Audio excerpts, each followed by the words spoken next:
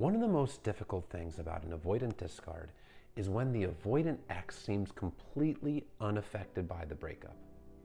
They're going on as if it never even happened, as if you never even mattered to this person.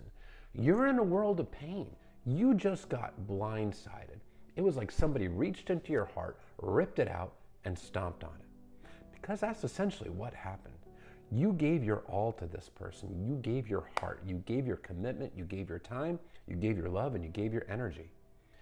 They blindsided you. You weren't even given any kind of closure. You were given very vague excuses as to why the relationship had to end.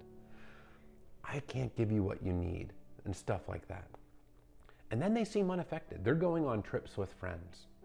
They're merrily going along their way, going on vacations, staying busy at work, going and participating in fun events, posting it all over social media. Maybe even immediately finding a new partner. And it hurts like hell. And you wonder to yourself, did I ever even matter to this person? Do they ever feel any guilt for hurting people? Well, it's not an easy question to answer, because avoidance, well, they avoid. That's what they do. They avoid processing emotions. When they discard a partner, it's because their fears have been triggered. They have a very specific set of fears. Fears of abandonment, fears of rejection, and fears of engulfment, losing themselves in a relationship. These fears are triggered by a partner that is loving and treats them well. That scares them because they fear emotional intimacy. These fears are triggered by growing emotional intimacy with a healthy partner. It is healthy relationship behaviors that trigger these fears. It all goes back to childhood, where the avoidant was emotionally neglected. So they came to discover as a child that emotional intimacy leads to abandonment, and you can't rely on anybody because the people you're supposed to rely on for your emotional needs are not going to be there for you. So it triggers these deep fears within them. When they have these fears triggered, they deactivate. They take their feelings for you, they bury them, they suppress them. They don't allow themselves to access their own feelings for you. That's how they protect themselves. They protect themselves by avoiding emotions, by avoiding processing emotions. And this also means avoiding self-reflection. They don't want to reflect on the feelings that they have. They don't want to reflect on the painful emotions of the breakup. And they definitely don't want to reflect on the fact that they just hurt you, because that's painful, and they've learned to avoid pain rather than face it. They've learned to avoid problems rather than tackle them head on.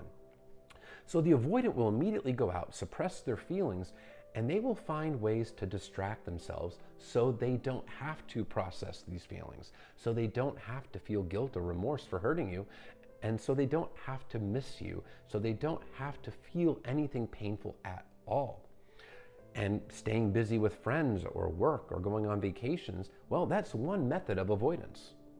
Another one is to immediately jump into a new relationship to get that dopamine and to get that distraction, so they don't have to face the painful emotions that they're trying to run from.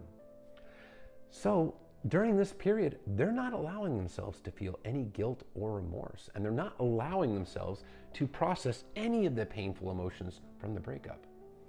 Some avoidants will eventually feel guilt. When you've been in no contact for a long enough period of time, the avoidant will start to feel safe because they're no longer being pressured to be something for you in a relationship. They're no longer being pressured to be emotionally available or vulnerable for you. So it's now safe to access their feelings for you. That's when they can actually unbury those emotions, begin to miss you, and feel some degree of guilt for hurting you. Often because they don't do a complete self-reflection. That guilt is often really disguised as them just missing the benefits of you. It's not very crystal clear that it's always 100% guilt unless the avoidant actually starts to do some real work, self-reflects, and takes true accountability. Then yes, in that case, they can truly feel guilt. But most of the time, they miss the benefits of you, they miss the access to you, they miss the validation from you, and they miss you, but that guilt is more along the lines of, oh, I made a mistake. Oh, I screwed up, I should have kept this person around. The avoidants that are serial daters, however, the ones that monkey branch, which is swinging from one limb of the tree to the other without letting go of the previous limb until you have a new limb in hand, that is monkey branching, serial dating, one relationship to the other. Those avoidants will do whatever it takes to avoid processing the emotions. They may still have not processed emotions from numerous breakups.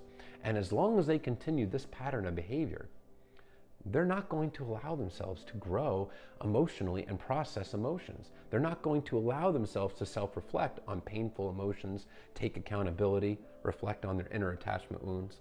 They're going to stay distracted. Ultimately, it is a very painful experience to see this person acting as if they're unaffected. But it doesn't mean that they're getting off scot-free. There's a lot of pain. There's a lot of low self-esteem that this person hasn't processed. There's a lot of inner attachment wounds that this person is burying and trying to suppress, but that's still there. They often are battling a profound sense of loneliness, a feeling of being unlovable, often telling themselves that they're bad people. So it's not all wonderful inside of the mind of the avoidant. It may seem like they're living a life of carefree bliss, but there's a lot of inner pain that they are really trying not to actually process and deal with. So it's not always smooth sailing the way they can make it seem on the outside. But the outside behavior, it's very hurtful because it does come across like you never mattered to this person. But don't blame yourself for it. This is a result of their unhealed attachment wounds and their decisions and their choices, because nobody made them do this to you. And nobody made them avoid processing emotions. Nobody made them avoid self-reflection. Nobody's making them avoid accountability. Those are their choices. But yes, we can have a certain degree of empathy and understand it comes from unhealed childhood attachment wounds. And it's definitely not your fault. So stop blaming yourself, because you're only perpetuating your own pain the more you blame yourself for it.